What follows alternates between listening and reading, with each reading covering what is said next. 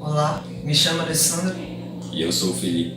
Nós somos estagiários da BUM, que é a Biblioteca de Objetos Matemáticos da UFPA, que tem como coordenador o professor Dr. Márcio Lima. E neste vídeo iremos mostrar um dos objetos que tem no nosso acervo, que é a caixa de areia. O uso desta caixa nos ajuda a entender as formações dos sólidos tridimensionais obtidos com derramamento de areia em formas geométricas planas. Como exemplo, temos aqui formas feitas em madeira, a caixa e, claro, a areia. E se jogassem muita terra no telhado de sua casa e o seu telhado fosse plano? Qual forma a terra iria assumir? O objetivo deste objeto é mais ou menos esse: visualizar e entender tal formação.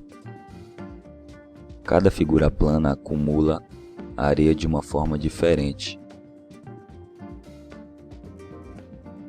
Que sólidos visualizamos quando a areia se estabiliza sobre os polígonos que temos aqui? Vejamos sobre um triângulo.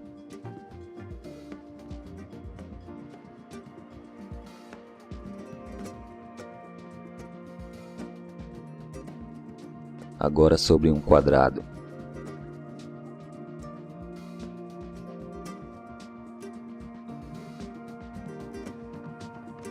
Sobre um retângulo.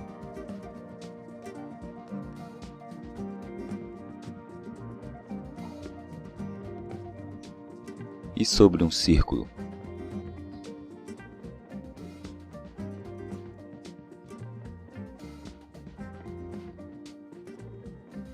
No quadrado visualizamos que forma-se uma pirâmide. Então as projeções das arestas dos sólidos no polígono base se dão pelas diagonais do mesmo polígono, desconsiderando, claro, as arestas da base.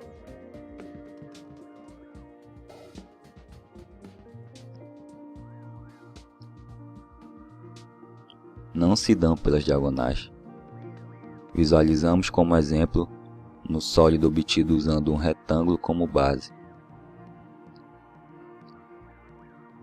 Vejam as arestas deste sólido projetadas. Elas não coincidem com as diagonais do retângulo.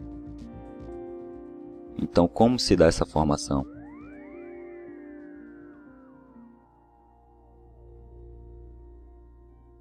Antes de tudo, relembramos um pouco algumas definições da geometria plana. Usaremos esta propriedade para definir o que chamamos de bissetriz. A bissetriz é um conjunto dos pontos equidistantes entre duas retas, sejam elas paralelas ou concorrentes. O ponto de encontro das bissetrizes chama-se incentro. Ressaltamos também que o mesmo ponto representa o centro do círculo inscrito. Guardem bem essa informação. A formação dos sólidos tem ligação direta com esses conceitos. A projeção de suas arestas no polígono base se dá pelo conjunto de pontos equidistantes de dois ou mais lados do mesmo polígono, ou seja, justamente a propriedade que definimos sob a equidistância da bissetriz. Se visualizarmos bem, percebemos também que, por serem equidistantes, coincidem com o conjunto dos centros das circunferências inscritas, que tangenciam dois ou mais lados do polígono base, e que a maior circunferência possível em um triângulo, por exemplo, é justamente o incentro. As características existentes na geometria plana ajudam a entender aspectos que se conectam com meios físicos.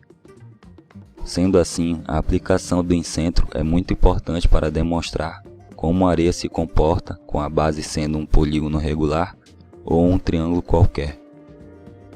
Ou seja, vejam que por possuírem um incentro, eles sempre vão possuir um pico de areia.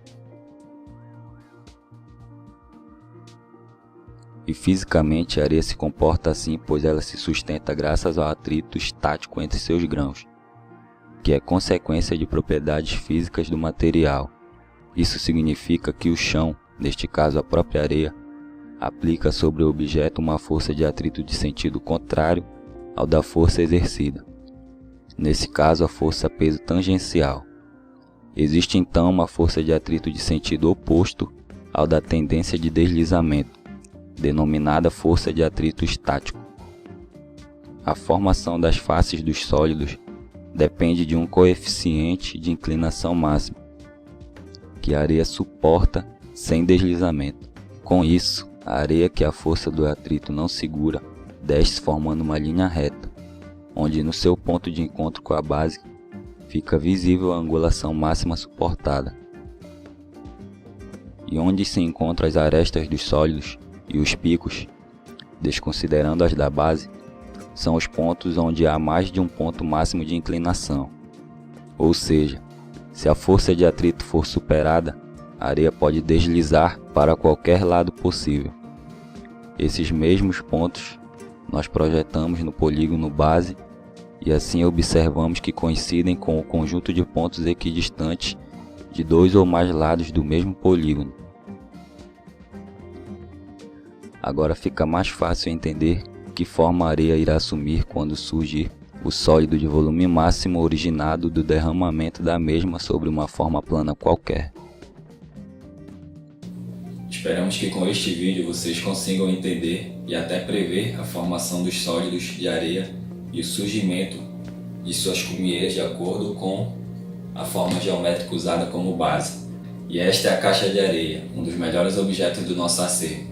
Se você quiser conhecer mais objetos do nosso acervo, visite nosso site ou venha conhecer a BUM pessoalmente, que fica localizada no prédio unitário em frente ao Ver o Pezinho, na FPA. Valeu!